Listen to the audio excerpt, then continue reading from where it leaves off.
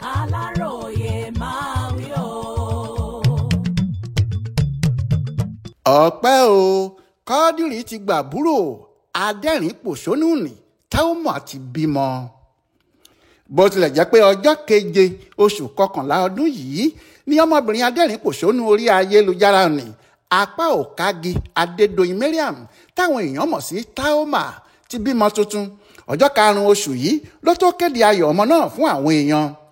fúnra ẹ̀ ló gbé fídíò òun àti ọmọ tuntun jòjòló tó jẹ́ obìnrin yìí sórí ayélujára tó ń fọwọ́ pa á lára.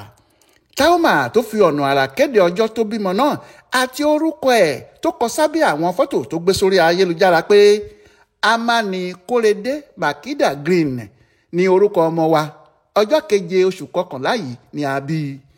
ṣé oyún nínú kì í ṣe ohun tí èèyàn máa ń bò, bó tilẹ̀ jẹ́ pé gbogbo ọ̀nà ni ọmọbìnrin náà wá láti mú ojú àwọn èèyàn kúrò lára rẹ̀ kí wọ́n bá máa fura pé ó ti di abala méjì. síbẹ̀ àwọn ọ̀mọ̀ràn tó máa ń mọ oyún ìgbín nínú ìkarahun kan fura sí i. lásìkò tó gbé fídíò kan jáde ní àwọn kan ti sọ pé Táómà ti kún rẹ́rẹ́ sí i o, ojú rẹ̀ ti wú, ikùn rẹ̀ sì tún yọ, bó tilẹ̀ jẹ́ pé ìjáàbù ló wọ̀ nínú eré tó gbé jáde ọ̀hún.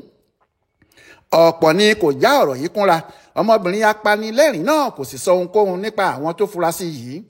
ó kàn jẹ́ pé eré ọmọkùnrin oníjàngbọ̀n kan tó ń jẹ́ Quadri nìkan ló máa ń gbé jáde, kò gbé àwọn eré tí èèyàn ti lè rí ojú tàbí ara rẹ̀ jáde rárá. èyí ni ọ̀pọ̀ kò fi lè fi gbogbo ẹnu sọ pé ó ti lóyún. ó jọ pé apá òkági kò fẹ́ ariwo rárá, nítorí kì í ṣe ìgbà àkọ́kọ́ tí ọmọbìnrin yìí yóò ṣe nǹkan rẹ̀ ní bòńkẹ́lẹ́ nìyí. nínú oṣù kínní ọdún 2021 lòun àti ọkọ ẹ̀ ṣègbéyàwó, ṣùgbọ́n ọ̀pọ̀ ni kò mọ̀ pé ó wà nílé ọkọ. ọ̀pọ̀ ìgbà ni àwọn olólùfẹ́ rẹ̀ sì máa ń jiyàn lórí ayélujára pé kò tíì lọ́kọ.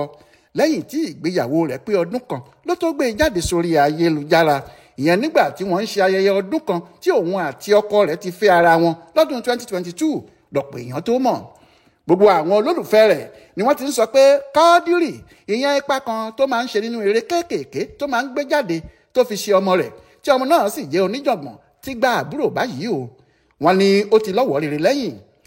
àwọn ará, ọ̀rẹ́ àtàwọn alábàáṣiṣẹ́pọ̀ rẹ̀ bíi Nkechi Blessing, Tenny Makanaki, Emma Omagod àtàwọn míì bẹ́ẹ̀ ni wọ́n ti ń bá a yọ.